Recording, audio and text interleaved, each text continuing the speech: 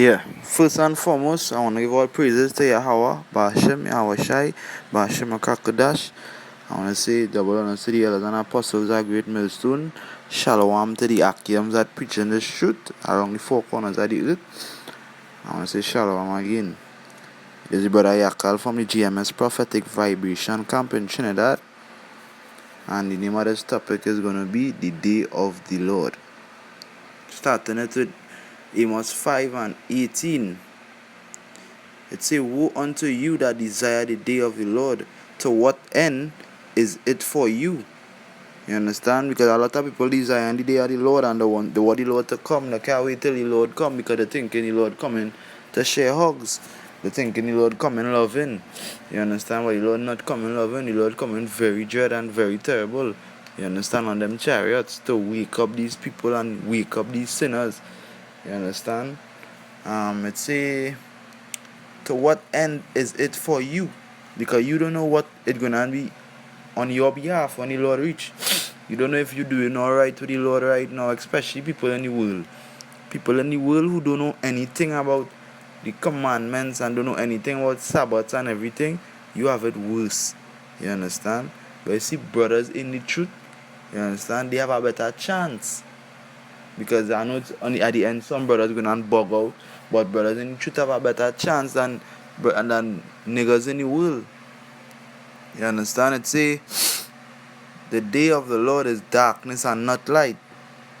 Darkness, no light. You understand? The day of the Lord gonna be terrible.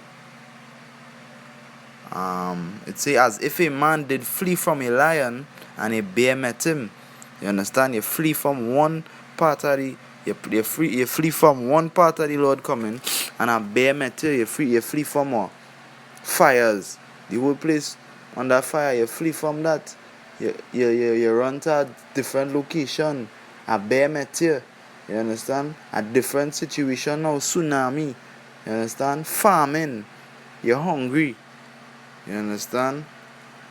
As if a bear met him or went into a house and leaned his hand on the wall and a serpent bit him. You understand? Countless and countless tragedies when the day of the Lord is to come. Right? So, being in this truth, you have a better chance of escaping what going on come. The Lord will actually be taking care of brothers in the truth. You understand? How brothers actually working out things. You understand?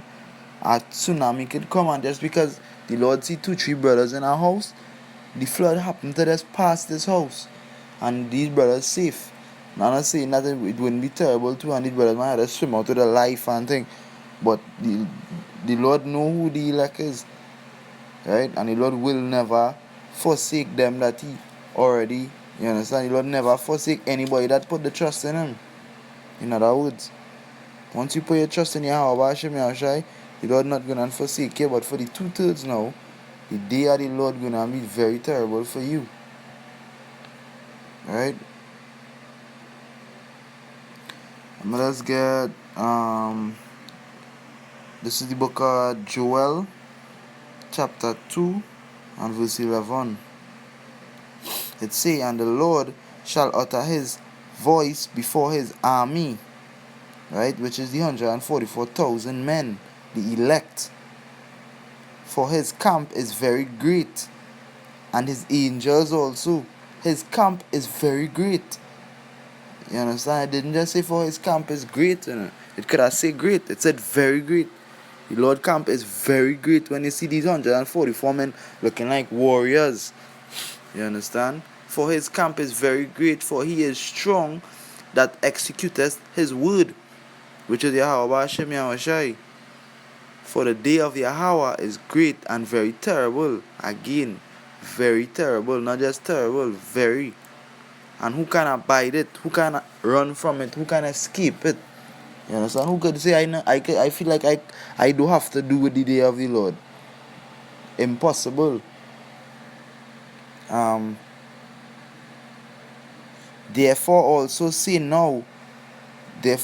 now says Yahweh, turn ye even to me with all your heart, and with fasting, and with weeping, and with mourning. turn to me with all your heart, which is your mind. Turn to him with all of it. Not to don't be lukewarm, because the Lord will spit you out. Turn to him. If you know you're that brother in the truth, right, and you're working out certain things, turn to the Lord even more now, because the times we're in right now is the last. The day of the Lord is upon us. The Lord said you'll come like a thief in the night, you know? But we know that the sign, when we see part of the signs, know that the day of the Lord is near. You understand? When you see part of the sign, know that the day of the Lord is near. And that we should be turning to the Lord with all our heart now. Let's say, and rend your heart, not your garment. You rend your heart again. Turn, give all your heart to Yahweh Hashem Yahweh. Put your trust in him.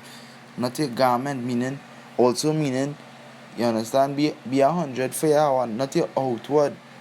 You understand? It's the inward, because it's say for the hearers are not just before Yahweh, but the doers. So when you're doing you doing the commandments and doing everything the Lord said to do, right? That would be your heart. You're ending, not your garment. Not doing things to please men. You understand? Not doing things because brothers are wrong. You're doing things because brothers are wrong. You pleasing men when you're supposed to be pleasing Yahweh Hashem Yahweh Shai. You're doing things when brothers are wrong. You're doing things when brothers not are wrong. You understand? You're doing good. You understand? You're teaching brothers. Here's a brother in the truth. However long now, right? You should be doing videos to edify brothers. You should be trying to edify somebody. You're talking to somebody because you have the Yahweh Hashem Yahweh Shai in your mind. You have scriptures in your mind. You know not to eat pork, alright? If the only thing you know is that we shouldn't be eating pork, you do have video about eating pork. You do have video on that. If you know that, alright. More than 10 commandments, you do have video on that. There is more than 10 commandments. Anything you know, you should do a video on, because you're edifying somebody that don't know. You understand? Get back on topic. Go to the book of Zephaniah, chapter 1, starting at verses 14. It said, "A great day of Yahweh is near. It is near and hasted," meaning going to happen quick. "Greatly, even the voice of the day of Yahweh, the mighty man shall cry. All that feel the mighty and powerful, Esau, shall cry there bitterly. That day is a day of wrath, a day of trouble and distress.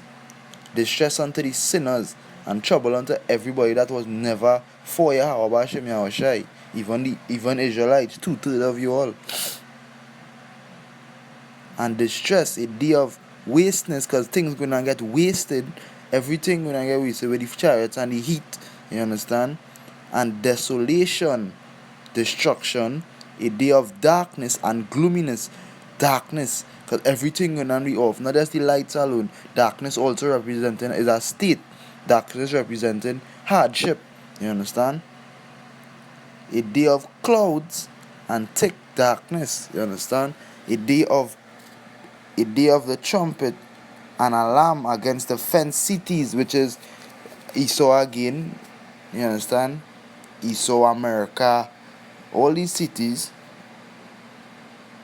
And against the high towers. Well, the high towers could be spiritual as well. The high towers could represent them that in high authority. You understand? The Edomites. All the other nations as well too, but mainly the Edomites. Right? I will stop at that. Let's get Numbers. Numbers.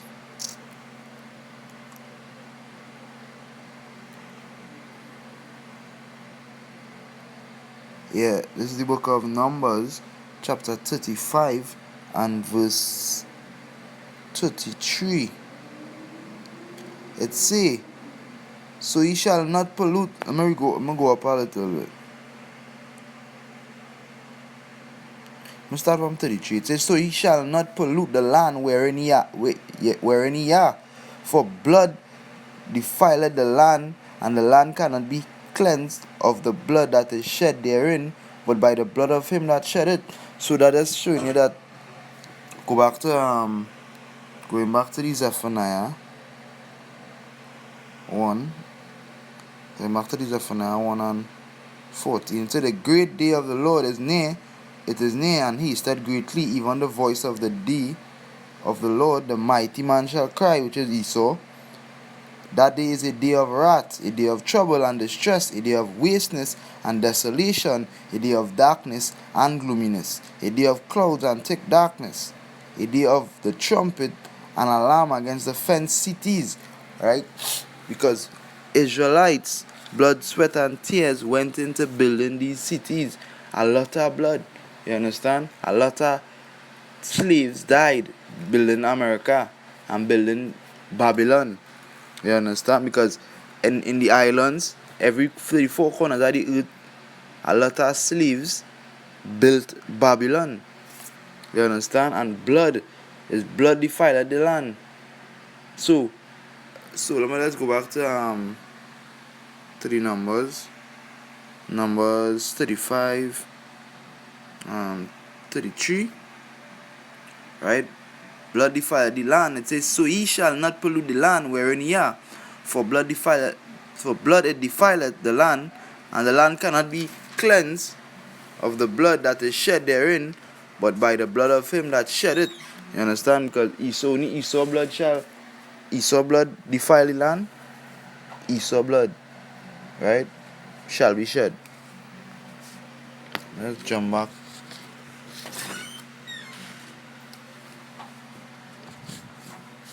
The book of Isaiah, chapter 13, verse 9. It says, behold, the day of the Lord cometh cruel. Right? Cruel is a very different state. When you go into the word cruel, it says both with wrath and fierce anger, to lay the land desolate. The Lord not coming with happiness as the Christians say. The Lord not coming with hugs as the Christians think. You understand? The Lord coming with fierce anger, to lay the land desolate, to destroy the place. And he shall destroy the sinners thereof. Out of it, the sinners. 2/3 of Israel. It says, for the stars of heaven and the constellations thereof shall not give their light. The sun shall be darkened in his going forth, and the moon shall not cause her light to shine. You understand? The place is going to be different, darkened. The Lord going to make the moon, the Lord going to make the sun not shine, and the moonlight, you're not going to see it. You understand? And I will punish the world for their evil, which is Esau, and which is Israel, 2/3 Israel and the other nations, right? And the wicked for their iniquity, which is Esau directly, and the other nations. And I will cause the arrogancy of the proud to cease. You understand? Because Esau is number one proud. Moab is proud. You understand? All these nations proud. They proud at what they did. You understand? They put the Israelites in slavery, which they should not done, but the Lord make them do. They put the Israelites in slavery, right? They was proud about it. You understand? They came together with a crafty council to do all these things. You understand? They was proud. They say, the arrogancy of the proud to cease, and will lay low the haughtiness of the terrible, right? Because the haughty and the things that they do. He's so proud about going into this country and killing this one and killing that one, but in the day of the Lord, He gonna bring it very low. They will not feel so, but the Lord still gonna put His Spirit on them to fight.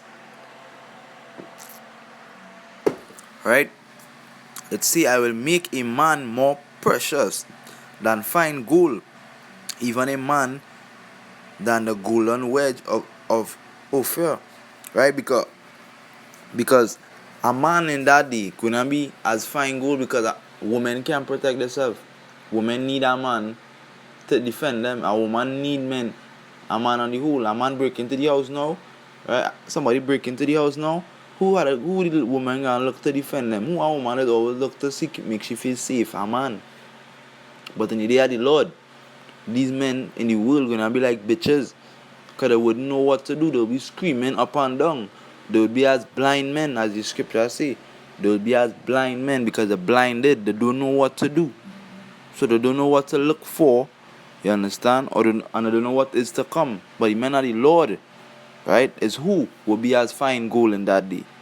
The men of the Lord gonna be like gold because these men will not be panicking. You understand? They fear the Lord in these men. They fear the Lord. They know the things that the Lord could do if we don't. You understand? Listen. We know what it is to happen if we take the mark of the beast. We won't do that. You understand? The day of the Lord coming and brothers need to know. You understand? But as the scriptures say, only the elect will be saved. You understand? The 144,000. I will make a man more precious than fine gold, even a man than the golden wedge of Ephah. Therefore I will shake the heavens, which is Esau, because heavens going to the word rulership, right? 3 types of heavens where Yahweh sits, the skies, and heaven, which is the term for rulership. The Lord say He will shake the heavens, right? Therefore I will shake the heavens, and the earth shall remove out of her place in the wrath of Yahweh of hosts, and in the day of His fierce anger. Again, anger, not coming to love anybody. And it shall be as the chase roe, and as a sheep that no man taketh up. There shall every man turn to his own people, and flee every one into his own land. Yeah, every one that is found shall be thrust through. Every one that is found shall be killed. And every one that is joined unto them shall fall by the sword. It said their children also shall be dashed into pieces before their eyes. Their houses shall be spoiled, and their wives ravished. So their children, even children, the Lord not coming to spare anybody, even the little children, even the little toddler, crawling around going and die. They'll be dashed to pieces before their eyes. Their houses shall be spoiled, destroyed, all that. The Lord said, they shall build, but I will destroy. Just paraphrasing. Right? Their wives ravished, which I'm going into the word raped. You understand? So when it is you think about being in the truth now, you now thinking about you have a greater chance with the Lord. You understand? But it is the Lord doing the choosing, not man. We have a job to do, which is to wake up the elect. The elect will hear this and wake up, because my sheep hear my voice. You understand? Which is Yahweh Ba'ashem Yahushai voice. You understand? The elect will hear this and wake up out of the chance that they're in, the philosophies of Esau. Let's get the book of 2 Peter chapter 3 and verse 10. It says, but the day of the Lord will come as a thief in the night. The Lord coming as a thief in the night, right? Meaning nobody knows the day He coming. But the elect and the men of the Lord who read any Bible, day in, day out. You understand? We know that when we see signs coming, the Lord is coming. We would know the exact day or time. But for the blind, right? Which is these pastors and these two-thirds and these Edomites, they don't know when the Lord coming. Right? It say, come as a thief in the night, in the which the heavens shall pass away. Look, the word heavens again, which is Esau rulership, shall pass away with a great noise, and the elements shall melt with fervent heat. The earth also and the works that are therein shall be burned up. Right? Because the Lord coming back to destroy the place. The Lord coming with the chariots to destroy the place before these nuclears hit the place. Alright? I go to the book of Matthew chapter 24 and verse 13. It says, but he that shall endure unto the end, the same shall be saved. And this gospel of the kingdom shall be preached in all the world for a witness unto all nations, and then shall the end come. So when this gospel is preached to all the world, which is a warning to everyone, Esau, you're going into slavery, as long as the Chinese man and all the other nations going into slavery, we also warning the 2/3. The ones that pierced Yahweh before, the ones that said, yeah, Barabbas. You understand? The same ones that choose Barabbas over Yahweh Shai, he coming to deal with you. But for the brothers that endure into the end, same shall be saved. Right? So I just want to say all praises to Yahweh Bashem Yahweh Shai, double honor to the elders and apostles of Great Millstone. Shalom to the Akiams that preaching the truth to the four corners of the earth. Shalom.